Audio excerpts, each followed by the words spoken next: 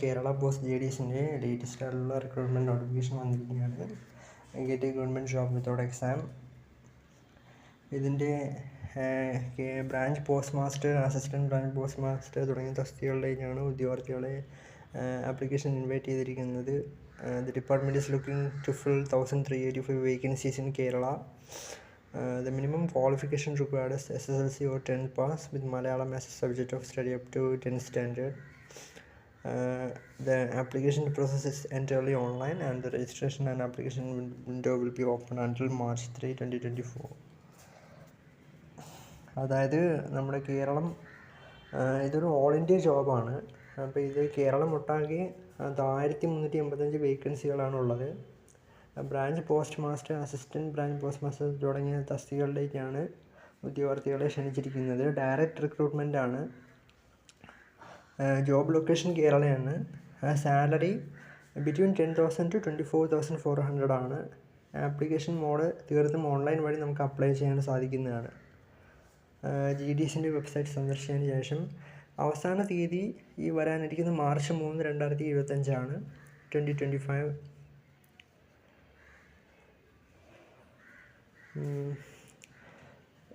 Last date to apply March 3, 2025.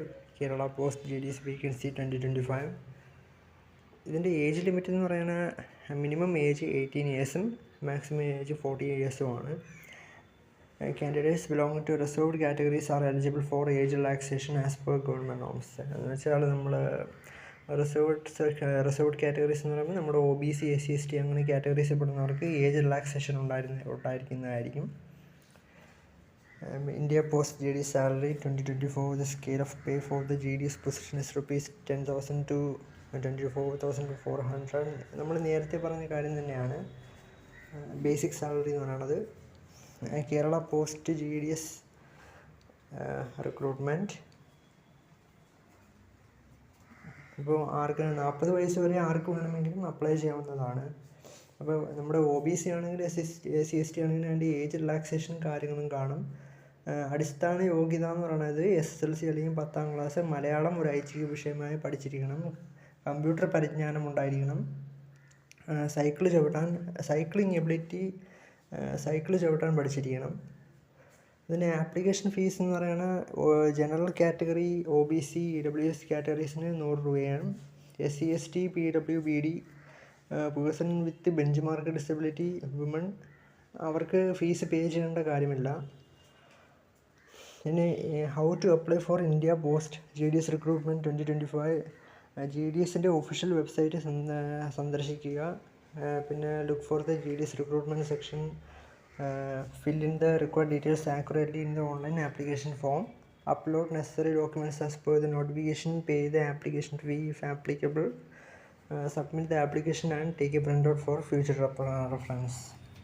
ഇപ്പോൾ JDSൻ്റെ വെബ്സൈറ്റിൽ പോയിട്ടാണ് നമ്മൾ അതിൻ്റെ ഡോക്യുമെൻറ്റ്സൊക്കെ അപ്ലോഡ് ചെയ്ത് ആപ്ലിക്കേഷൻ ഫോം ഫില്ല് ചെയ്ത് ആപ്ലിക്കേഷൻ ഫീ ചെയ്ത് സബ്മിഷൻ കൊടുക്കുക.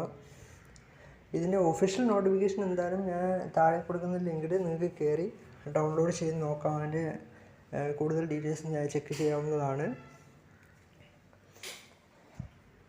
അതിൻ്റെ ഒഫീഷ്യൽ നോട്ടിഫിക്കേഷനിൽ കൂടുതലായിട്ട് ഇതിൽ വിശദീകരിച്ച് കൊടുത്തിട്ടുണ്ട്. കൂടുതൽ ഡീറ്റെയിൽസ് നിങ്ങൾക്ക് അറിയാൻ സാധിക്കുന്നതാണ്.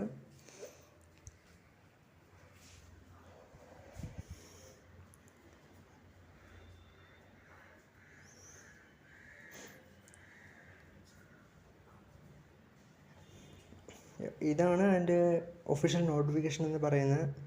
അതിൻ്റെ ആപ്ലിക്കേഷന് ഇതിൽ ഏറ്റവും ടോപ്പിൽ അതിൻ്റെ നമ്മുടെ JDSൻ്റെ ഒഫീഷ്യൽ വെബ്സൈറ്റ് ഉണ്ട്. അതിൽ രജിസ്റ്റർ ചെയ്യാത്തവരാണെങ്കിൽ ആദ്യം രജിസ്ട്രേഷൻ കംപ്ലീറ്റ് ചെയ്തതിന് മാത്രം അപ്ലൈ ചെയ്യാൻ ശ്രമിക്കുക.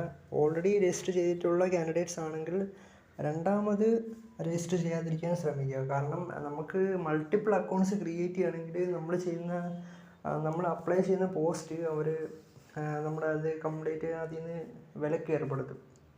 അങ്ങനെ ഡ്യൂപ്ലിക്കേഷൻ എന്ന് പറഞ്ഞാൽ അക്കൗണ്ട് ഡ്യൂപ്ലിക്കേഷൻ പാടില്ല. അപ്പോൾ രജിസ്ട്രേഷൻ കംപ്ലീറ്റ് ചെയ്തിട്ടുണ്ടെങ്കിൽ ലോഗിൻ ചെയ്താൽ മതിയോ. ഇനി പാസ്വേഡ് ഫോർഗെറ്റ് ചെയ്തിട്ടുണ്ടെങ്കിൽ നമുക്ക് തിരിച്ചെടുക്കാവുന്നതാണ്. So it's a good opportunity. So try it.